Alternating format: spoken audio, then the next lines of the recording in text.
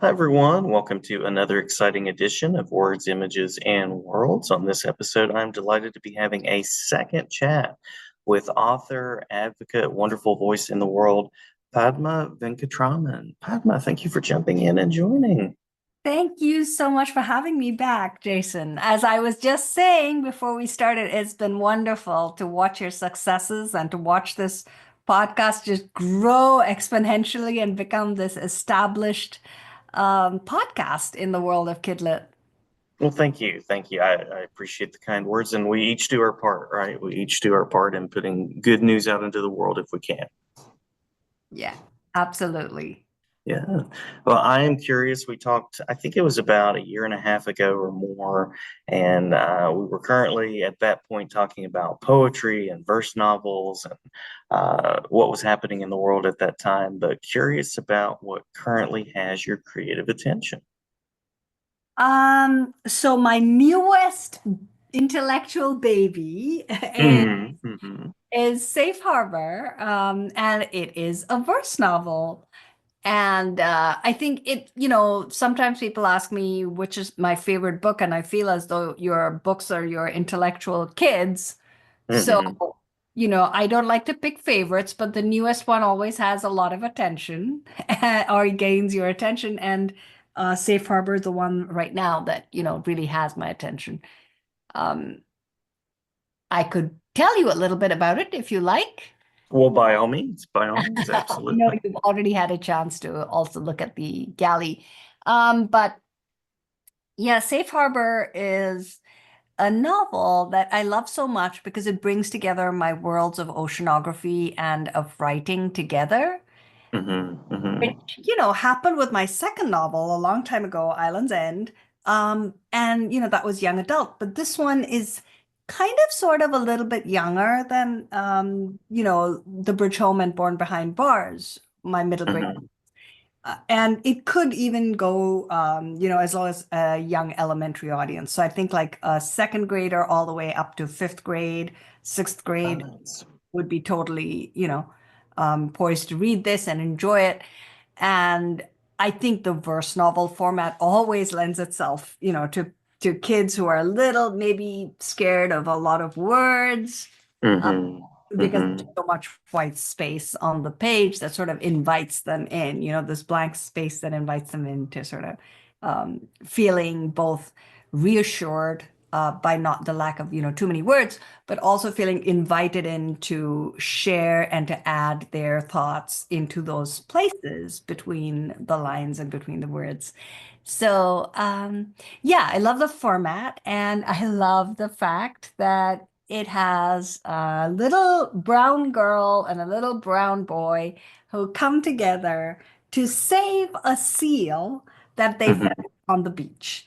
And the little brown girl is a little bit like me. She is an immigrant to America. In some ways, of course, we're not alike. I came, as you know, I came when I was 19-ish. I feel like I came here actually when I was 20. So first I moved to England, then I came here when I was about 20.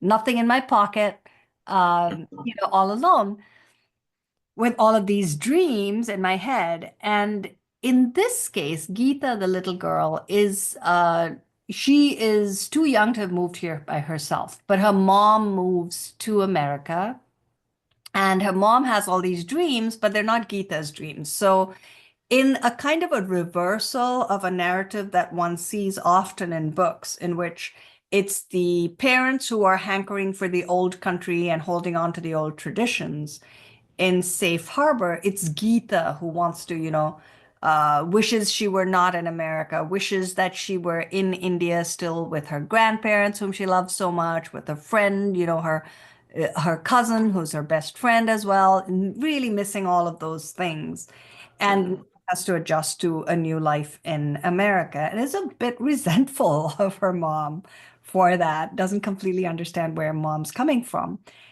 And then, she is bullied at school, just like I was as a kid. And, in her case, it's for other reasons. In my case, it was because I had parents who were separated, which was very unusual growing up in India, which is where I was growing up. And Hmm. Hmm. so I got bullied a lot. because of that. And my refuges really were writing poetry, like it is for Geeta, music, which Geeta is a superb musician. I was a horrible musician. Or I shouldn't even say the word musician. I should just say I was horrible at music, but I still loved it. Creating music from an instrument or trying to, in my case, not very successfully, was still something that was a refuge for me. And nature was always a refuge for me. And it is for Geeta. So she's taking a walk along the beach in Rhode Island. And this is another way in which Safe Harbor is different from my earlier novels, which is that it is not set in India. It's actually set in the ocean state of Rhode Island, which is where I live now, and it is my home, and of course, very dear to me. And she's walking along the beach, and she comes across a seal that is wounded and, has plastic wrapped around its neck. It's being strangled. And she calls the marine mammal hotline, which is what you should do if anybody here is walking along the beach and they see a marine mammal that's stranded. That's what you should do. Back away from the actual animal, call for help, and make sure that the help comes in and is a professional team that's doing that. So, she is on the beach, sees this animal. Miguel, who becomes her friend later, is also on the beach, helps out. He's the son of a scientist. He knows what to do, calls the marine mammal hotline, and then they come in and, they try to rescue the seal. And I won't give the rest of the story away, but that is sort of the big incident that then fuels the rest of the novel. Um, Yeah. and, it sometimes for some of us, as with Gita, the idea of conservation or protecting our world or whatever else it is begins with one creature. And in this case, that's exactly what happens. So she's very focused on the seal and then starts to realize the bigger picture, which is that, the ice caps are melting. And that's part of the reason why this seal is even showing up where it's showing up, so far south of where it should be at that particular time in its life, and so on. And then from there, she starts to, actively get involved in both saving the seal's life, but also trying to save the larger planet, really, from all the pollution that is causing both climate change and plastic and all the other horrible kinds of pollution that there are. So and then as she does that, of course, she grows and she changes through that experience. And I very much wanted the novel to be one that both honestly spoke about the disasters that unfortunately inordinately highly impact BIPOC people, but also show these two BIPOC children actively engaged in a hopeful manner, because to me, that even if I'm writing about something very serious, which I always seem to write about, there has to be humor in it and gentle moments and joy and hope. And hope doesn't mean being dishonest, but hope does mean we don't give up. Yeah, yeah, I love that. Love that message of hope, and I love the fact that you're talking about poetry and verse as this refuge. And the name of the book is Safe Harbor, so I'm digging into that and connecting those things in my mind. And uh, I'm just thinking about poetry and those links to music. Did you find that poetry and music were something that you sort of explored together? Yes. And, I'm so glad that you brought that up. And it's such an astute comment and observation. And, with my earlier novel, actually, my earlier verse novel that I'm reaching for right here, A Time Hmm. to Dance, is, it's about dance. And obviously, dance has rhythm and almost just somehow subliminally, I think it lent itself to the verse novel form. And Hmm. so sure enough, that's a novel in verse. And my novel that is really intimately connected with music is also a novel in verse. Because I think, again, as you said, the language really starts to sing in a verse novel, or it should. And I love that about how the content of the novel, the theme of the novel, marries so well with the form of a novel in verse. Um, yeah. Yeah, I love that. Uh, that idea of kind of exploring poetry, and I loved what you were sharing about uh, traveling through your own experiences in poetry. If I'm a young listener, any words that might help me kind of find that place of getting into poetry, getting into verse, and exploring some questions and experiences that way. Sure. I think one of the things that I would, really encourage young people to do is to read as much as they can. Because sometimes people are a little afraid that if you read a lot, you get influenced or you start to, copy and all of this kind of thing. And I think, you might emulate someone. You don't have to imitate them. Hmm. There's Hmm. a difference between those two words, which they will start to learn, I think.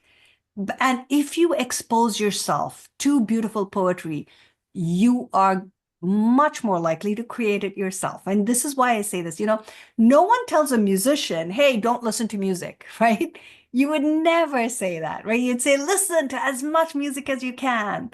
And you would never tell an artist, don't go into a museum and look at pictures. You'd say, go in and look at all the great masters. And that same way, I think the best thing a young person can do if they're interested in poetry is to read a lot, read novels in verse, read books of poetry, read, just find out what you like, find out what you don't like. Maybe think about why you like something, what you don't like something, and just experiment, play, have fun. Don't feel as though you have to get published right away. Yeah. And Yeah. one of the things I think our culture does now is to say, oh, this kid has self-published this book when they were 10 or something.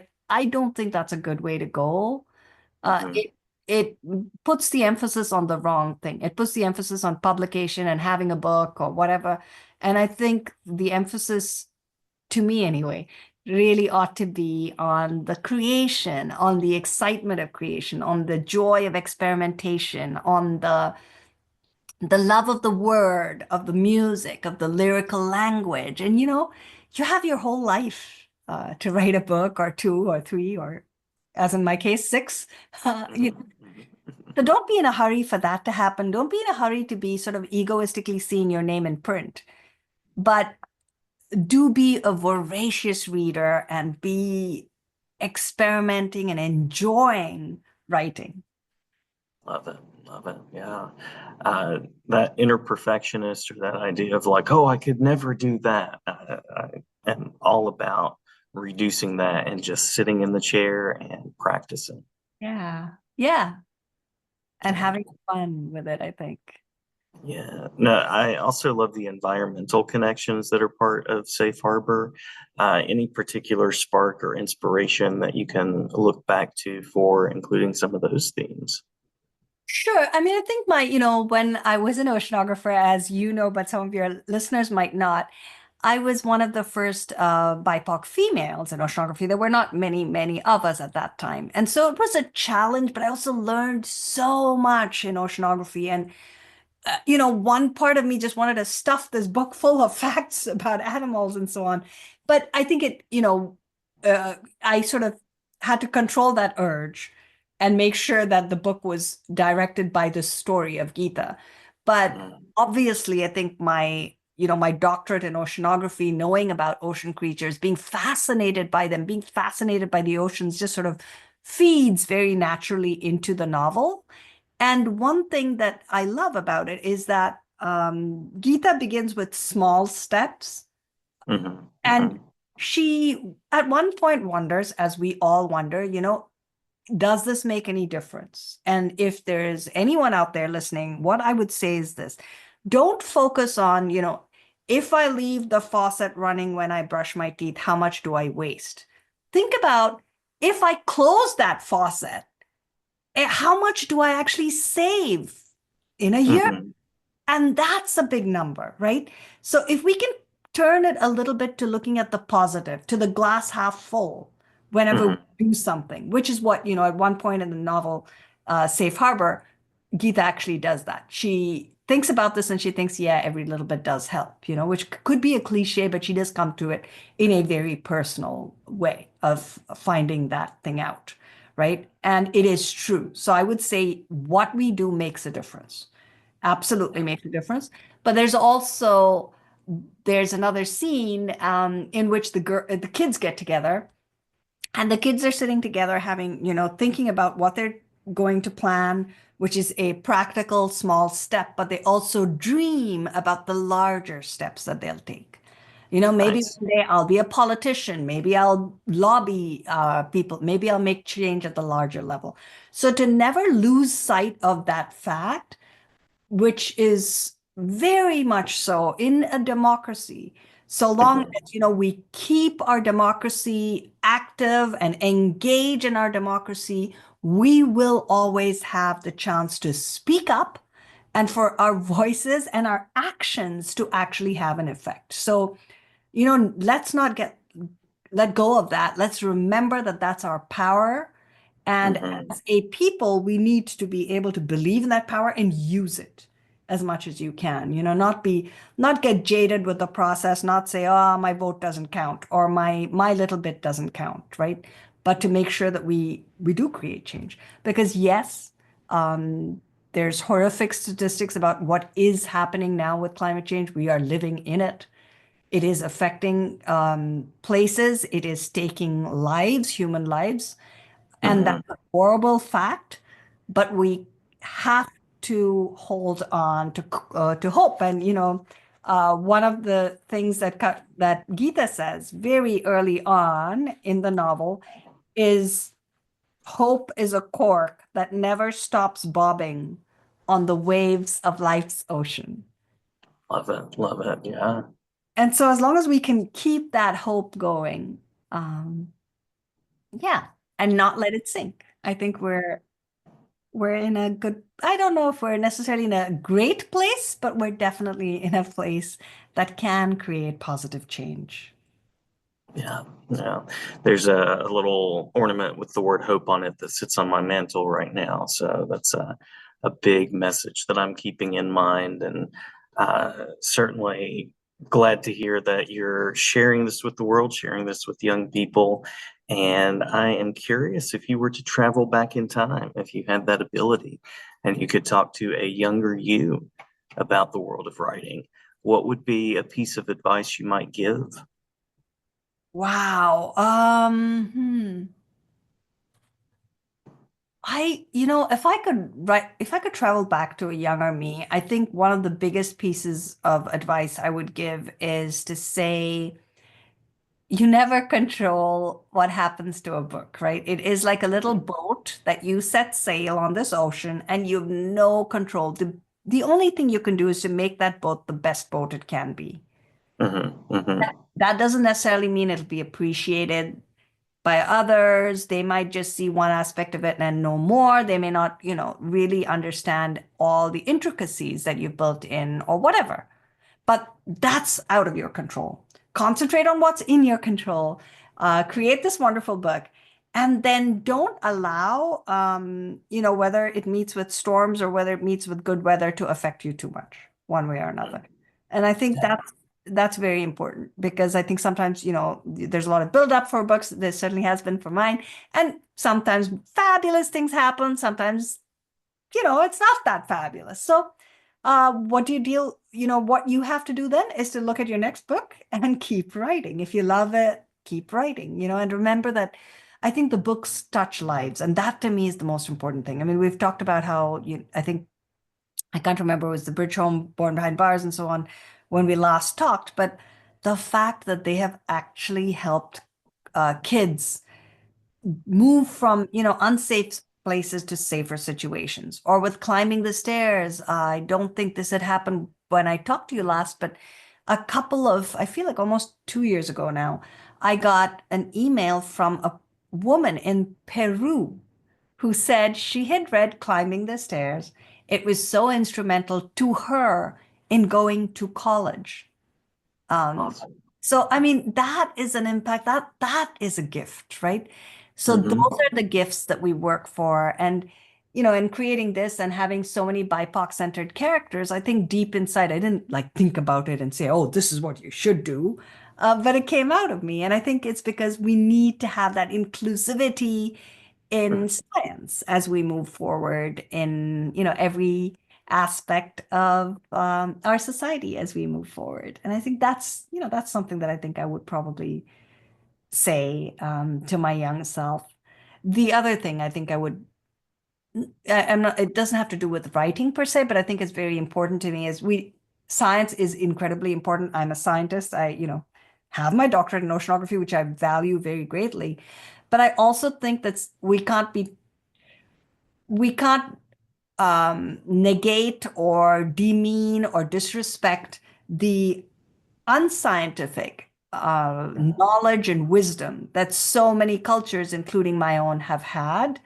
And Mm-hmm. many of all of us almost, when we go back and dig in our roots, can find ancient cultures which respected the earth and its oceans and its creatures in such vital and important and very maybe not scientific, not empirical, but very important ways, and almost more holistically, more strongly, more powerfully in those ways. And to me, the music element in Safe Harbor is exactly that, right? So Gita believes that music can, basically break through barriers and allow her to communicate with the seal. And it's kind of this music magic element in Safe Harbor, which I also love because it's her talking about her traditions, her ancestors, and reaching into that while also taking the sort of scientific, practical steps to help the earth. She is also respecting and drawing on her roots and her Love tradition. it. Love it. Love it. Yeah. Well, if I'm a listener out there, I usually conclude with this question, and we can add in anything else that you'd like. Where might I connect with you? And that could be online, that could be typical convention spaces that you go to, or anything like that. So, I certainly am online. Probably the best way is to connect with my website and sign up for my newsletter. My website is www.padmavenkatraman.com. You have to spell that correctly. Hmm. So PADMAVE, that's the only E, VENKATRAMAN.com. So padmavenkatraman.com. And, if you go to the website, or the other way would be to go to the Author Village, which is my speaking agency's website if you want to invite me to do something. And, I've been lucky enough to very grateful to have been invited to do a keynote, the opening keynote of the NCTE Allen convention. And Love there it. Love was, it. of course, Yeah. this huge audience filled with, you know, um, adults, and I feel very happy and comfortable conversing with them. But I also, of course, love to connect with my readers and young people as well. So, for school visits, for anything like that, the Author Village is a great place to find my link if you Google it. And again, through my website, if you spell it correctly, you can also, reach out to me that way or reach out to the Author Village through that. Because if you look at the menu, there'll be ways to connect with me, to invite me to a school or, to a conference or whatever it is, which I absolutely love to do. And I am on social media, but not a whole lot. And actually, that brings me to something that I would like to kind of add as we wrap up, which is Hmm. I do a little bit of social media, but not a whole lot. And here's why. I did try doing something that authors do, which is to have someone else do social media, but it felt a little I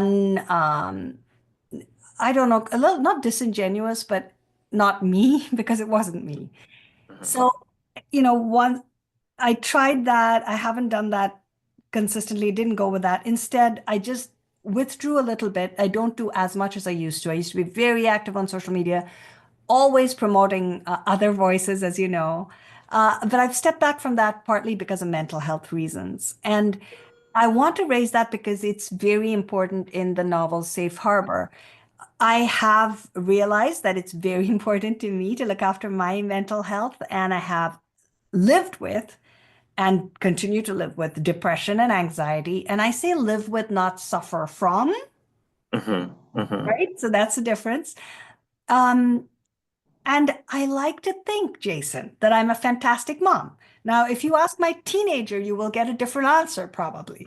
But I think that's because my teenager is a teenager.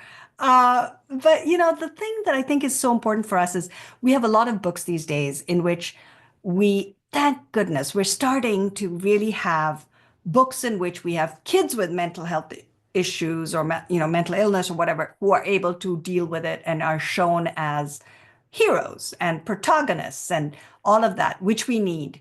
But we still have a horrific stereotype of showing parents with depression as people who completely check out, completely neglect their parental duties, and are horrible parents. And if we're sending this message to our kids, what are we saying? That you can deal with it now, but when you grow up, you'll be an awful parent. You won't be able to have a full family life. You won't be able to have a spouse who's happy with you. What are we saying? And I feel like for the first time in my life, I met a mom who had depression and anxiety and is a great mom in Safe Harbor because, she is a good mother. She's confident. She's trying to do something. She's taking care of herself for her child, for herself, and is acknowledging that she has this, extra layer of complexity to live with in her life, but she is managing it and she's moving forward, just like I have always done. And it doesn't mean you cannot be joyful, which I like to think I'm a very joyful person. Right. And then I also think I break that stereotype in that way that people think, oh my goodness, if you're dealing with, depression, anxiety, and trauma and all of that, then, oh, you must be this grim-faced, Mm. sad person all the time. And that's really not true. So I think, or this person is bouncing between two extremes and all of that. And I think, no. So I think that's a very important part of, yeah, Safe Harbor to me as well. And again, if you would like to connect with me on social media, I'm certainly there. It's at Padma TV on Blue Sky, which I just started, so I have hardly any followers there. And I'm certainly on, Facebook and Instagram at venkatraman.padma as well. So that's certainly another way to connect with me, although I'm not as active as I used to be. So my website's probably the safest. You've said a lot there that I appreciate about mental health, about complex characters in fiction, and how that can help us connect with others and see the strengths in everyone around us. And I greatly appreciate your work. I greatly appreciate that you're writing for a younger audience that can then build into middle grades and young adult. So always glad to talk with you, and thank you so much for the time. Thank you so much. It was wonderful to chat again. Always, always. Thanks. Bye.